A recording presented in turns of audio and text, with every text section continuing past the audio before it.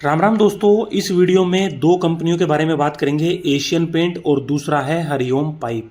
दोनों के देखो फंडामेंटल, टेक्निकल और जो अभी लेटेस्ट क्वार्टर 4 के रिजल्ट आए हैं इनके बारे में बात करेंगे। लेकिन मैं बात करूंगा थोड़ा सा ब्रीफ में, क्योंकि इन सारी चीज़ों की डिटेल में बात करने लगेंगे तो वीडियो कम से कम 25-30 मिनट का हो जाएगा, जो कि बहुत लंबा हो जाएगा। और यूजुअली सब लोग थोड़ा कम इंटरेस्ट लेते हैं लंबी वीडियोस में। तो पहले बात करते हैं एशियन पेंट के बारे में, फंडामेंटल्स के बारे में बात करते हैं। एक बार थोड़ा सा बिजनेस के बारे में मैं आपको बताता हूं।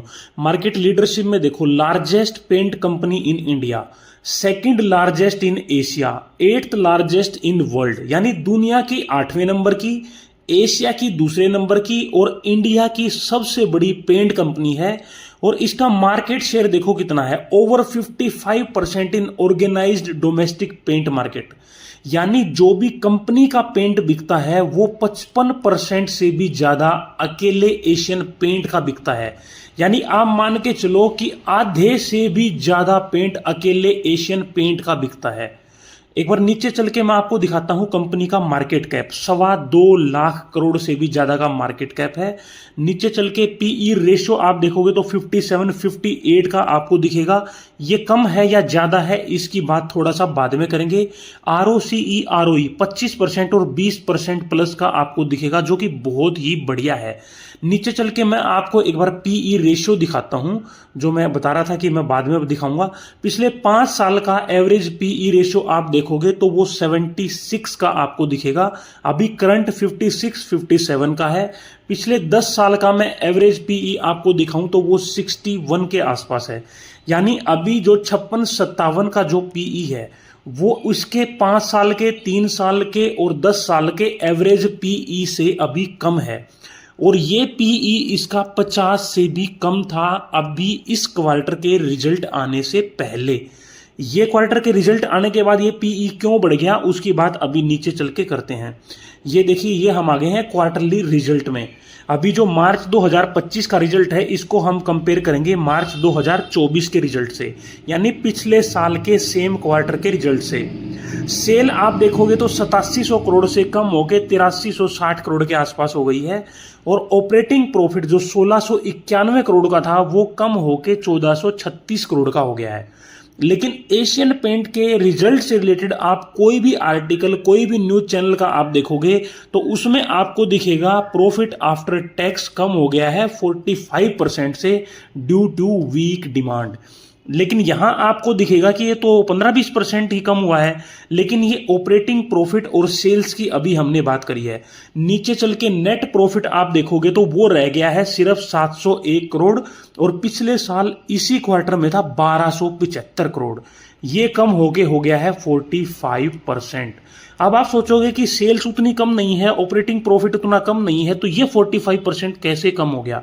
इसके देखो 2 रीजन है। पहला रीजन तो जो टैक्स है वो कंपनी ने पिछले साल पे किया था 21% और इस साल पे किया है 31%। देखो थोड़ा सा कम ज्यादा होता रहता है, लेकिन एक चीज आप देखो 25 से 26% एवरेज ही अपना टैक्स पे करते हैं। इस बार 31% पे किया है। कम ज्यादा कंपनियां टैक्स पे करती रहती हैं हर क्वार्टर में अपने अकॉर्डिंग। देखो जैसे मेरे हिसाब से मेरा मानना क्या है, अभी मार्केट की सिचुएशन थोड़ी सी टाइट है। इंडिया पाक की जो टेंशन चल रही थी और मार्केट में ऑलरेडी एक 15-20% तक की गिरावट आ चुकी थी और एशियन पेंट में तो और भी ज़्यादा गिरावट थी। तो ऑलरेडी इतनी ज़्यादा गिरावट हो चुकी है तो इसलिए इन्होंने सोचा होगा कि चलो टैक्स भी अपना पूरा ही पे कर देते हैं। जब मार्केट की कंडीशन अच्छी होती है तो कंपनी सोचती है कि थोड़ा सा हम रिजल्ट को अच्छा प्रेजेंट करें। देखो मैं ये नहीं बोल रहा हूं कि मैन्युपुलेट करें, मैं बोल रहा हूं अच्छा प्रेजेंट करें। कैसे प्रेजेंट करें? जैसे मान लो टैक्स ये 20% पे करते तो जो प्रॉफिट है, प्रॉफिट आफ्टर टैक्स यानी नेट प्रॉफिट है, वो थोड़ा सा ज्यादा दिख जाता। और थोड़ा सा ऊपर चल के अगर आप देखोगे तो जो अदर इनकम है वो अदर इनकम पिछले साल सेम क्वार्टर में 212 करोड़ थी, इस साल -60 करोड़ है। यानी आप सोचो 260-270 करोड़ का तो फर्क यहीं से आ गया। और फिर नीचे चल के आप डेप्रिसिएशन देखो, जो 226 करोड़ था अब वो बढ़ के 301 करोड़ का हो गया है। नीचे चल के एक बार हम देखते हैं किसकी कितनी शेयर होल्डिंग है। प्रोमोटर की शेयर होल्डिंग बिल्कुल सेम है, एफआईआई की थोड़ी सी कम हुई है जबकि डीआईआई की बढ़ी है।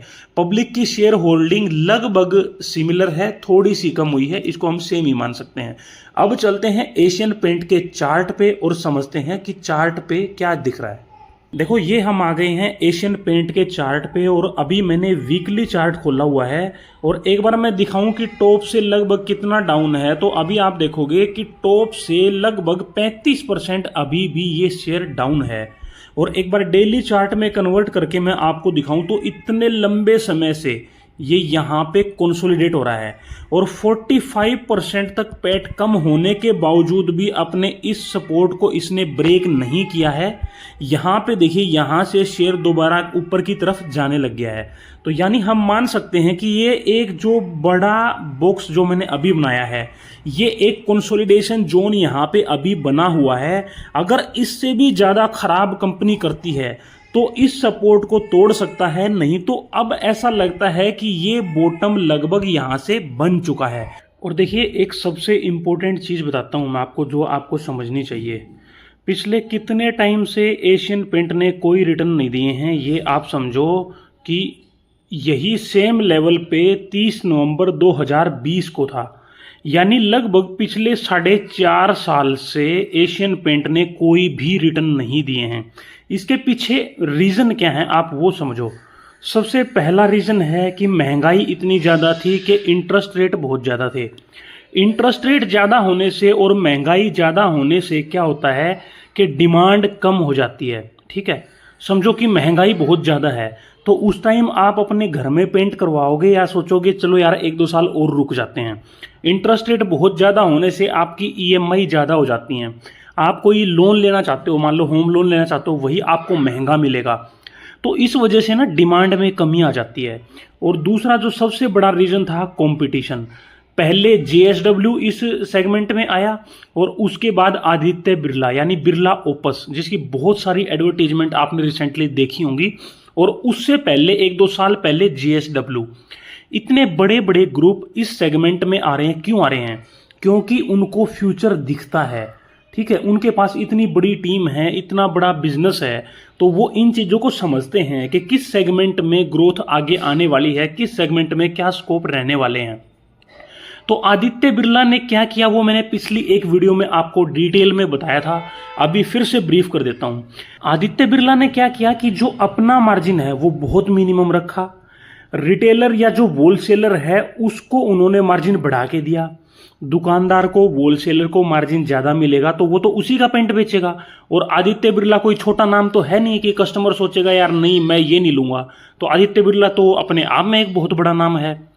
तो ये जो कंपटीशन क्रिएट किया ना उन्होंने, ये सेम उस टाइम भी मैंने एग्जांपल दिया था वीडियो में, आज फिर आप एग्जांपल समझो जियो के एग्जांपल से। जियो जब आया तो जियो ने सब कुछ फ्री दिया 1 साल 2 साल, फिर अपने मार्जिन बहुत कम रखे। आज एयरटेल, जियो, वोडाफोन सबके रेट बिल्कुल सेम हैं। तो अब आदित्य बिरला कब तक अपना लॉस लेता रहेगा या कम प्रॉफिट में काम करता रहेगा? एक ना एक दिन तो उसको अपना मार्जिन बढ़ाना पड़ेगा। जो रिटेलर, होलसेलर को वो इतना ज़्यादा मार्जिन दे रहे हैं उसको थोड़ा सा कम करना पड़ेगा। अपने प्रोडक्ट की कॉस्ट भी थोड़ा सा बढ़ानी पड़ेगी जो उन्होंने अभी तक कॉस्ट कम रखी हुई थी। तो ये सारी चीज़ें मान लो हो जाएंगी तो फिर क्या होगा, हर कोई एक लेवल में आ जाएगा। जैसे जियो, एयरटेल, वोडाफोन सब आ गए तो फिर क्या होएगा, फिर एशियन पेंट को जो नुकसान हो रहा था, अभी जो मार्जिन इतने कम करने पड़े थे एशियन पेंट को, वो मार्जिन इनके दोबारा से बढ़ने लग जाएंगे। डिमांड भी बढ़ जाएगी, मार्जिन भी बढ़ जाएंगे। तो यानी जो कमियां एशियन पेंट के बिजनेस में फिलहाल आपको देखने को मिल रही हैं, आने वाले समय में ये सारी आपको सोल्व होती नजर आएंगी। बात करते हैं दूसरे स्टॉक की जो है हरिओम पाइप्स। देखो हरिओम पाइप एक बहुत छोटी कंपनी है, तो हो सकता है बहुत सारे लोगों को यही ना पता हो कि इसका काम क्या है। देखो, manufacturer of high quality steel product, ये बहुत सारे स्टील प्रोडक्ट बनाती है। आप इस कंपनी की वेबसाइट पे जाके देखोगे तो आपको पता चलेगा। ये प्रोडक्ट प्रोफाइल देखिए इसका, कितने सारे प्रोडक्ट आपको देखने मिलेंगे जिसमें पाइप हैं, कोइल्स हैं, बिलेट्स हैं और बहुत सारे प्रोडक्ट हैं मतलब इनके पास। और प्रोडक्ट ये देखिए, ये इतने सारे प्रोडक्ट हैं, मतलब ये नहीं है कि एक सेगमेंट का प्रोडक्ट है, ये अलग अलग सेगमेंट हैं। देखो, auto component, solar, PV and CV, elevator component, green house, furniture, interior, gym, मतलब इतने सारे सेगमेंट्स के ये प्रोडक्ट बनाती है। 1170 करोड़ की कंपनी है, बहुत छोटी कंपनी है। स्टॉक का पीई आप देखोगे तो सिर्फ 18 से 19 का है, जो कि ज़्यादा नहीं है। नीचे चल के आरओसीई, आरओई देखेंगे तो आरओसीई ठीक ठाक है, आरओई थोड़ा सा कम है, लेकिन उतना बुरा नहीं है कि हम कहें कि बहुत बुरा है। एक बार पीई मैं आपको दिखाता हूँ, अभी 18-19 का पीई है, और पिछले 5 साल का आप मीडियन पीई देखोगे,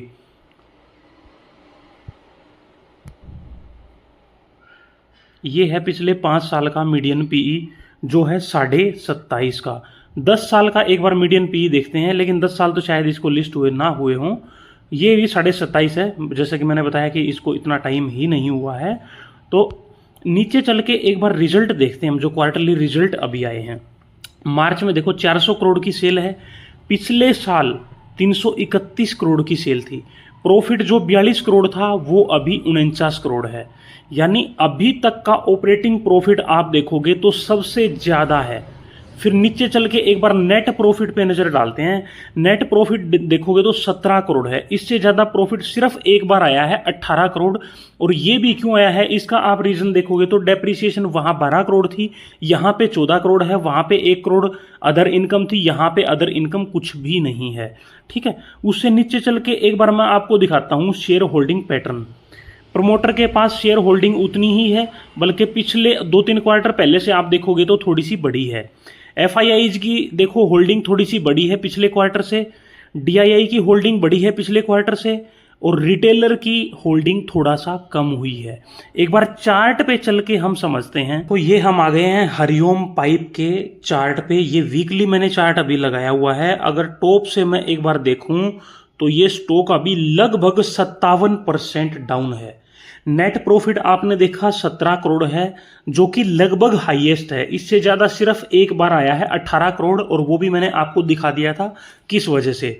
लेकिन फिर भी स्टॉक प्राइस 57% डाउन है। समझ रहे हो, आधे से भी ज़्यादा टूट चुका है। एक बार डेली चार्ट में कन्वर्ट करके मैं आपको दिखाता हूँ। अगर आप देखोगे तो पिछले कुछ समय से ये भी आपको यहीं पे कंसोलिडेट होता हुआ नज़र आ रहा है यहाँ पे। लेकिन इसमें क्या है, इसमें अभी देखो ये किधर भी ब्रेकआउट ले सकता है, ब्रेकडाउन भी ले सकता है। ऊपर का लेवल ये है, नीचे का लेवल ये है। तो इसमें अभी थोड़ा सा वेट एंड वॉच करना चाहिए। जब ये कम से कम इस लेवल से पार निकल जाए तो हमें इसमें कुछ दोबारा से स्टडी करना चाहिए। और अगर ये यहाँ से नीचे चला जाता है तो फिर हमें इसमें और वेट एंड वॉच करना चाहिए। अभी यहाँ पे क्या है, या तो आप धीरे धीरे करके एक्यूमुलेट करते रहो। मान लो यहाँ बाई कर लिया, और नीचे जाए तो और बाई कर लिया, और नीचे जाए तो और बाई कर लिया। या फिर ये है कि आपको एक थोड़ा सा मोमेंटम मिल जाए, ये जो कंसोलिडेशन जोन है इससे एक बार बाहर निकल जाए, उसके बाद आप बाइंग के लिए इसको दोबारा से रिव्यू करो। आप देखोगे यहाँ पे ये वीकली चार्ट है, वीकली चार्ट में भी आप देखोगे कि तो ये कंसोलिडेशन आपको अलग से ही नजर आएगा। इस कंसोलिडेशन लेवल से अगर ये बाहर निकलता है तो भी, अगर मैं अपसाइड दिखाऊं यहाँ पे, कंप्लीटली बाहर निकलने के बाद भी अगर आप टॉप देखोगे तो ये लगभग कम से कम डबल हो जाएगा आपका। अगर ये 3 साल में भी डबल होता है, 2 से 3 साल में डबल होता है, 3 साल में भी होता है, तो 25-26% की रिटर्न आपको देखने को मिलेंगे। अगर ये 2 साल में डबल होता है तो लगभग 40% का CAGR आपको मिल जाएगा। तो ये 2 स्टॉक थे दोस्तों, जिनके बारे में मैंने आपको बताया। आप इनको स्टडी करिए, किस लेवल पे आपका बाइंग लेवल बनता है वो आप ही डिसाइड कर सकते हो। आपके पास ऑलरेडी है, आपको एवरेज करना है वो भी आपको खुद ही डिसाइड करना है। आप खुद से दोबारा से फंडामेंटल, रिजल्ट, टेक्निकल सारी चीज़ें स्टडी करिए। किसी और स्टॉक के बारे में आप चाहते हो कि मैं वीडियो बनाऊं तो आप कमेंट सेक्शन में लिखना। इन दोनों के बारे में कहीं पे कोई डाउट है तो कमेंट सेक्शन में लिखना, मैं आपका जवाब दूंगा। नहीं तो मिलते हैं दोस्तों नेक्स्ट वीडियो में। Thank you.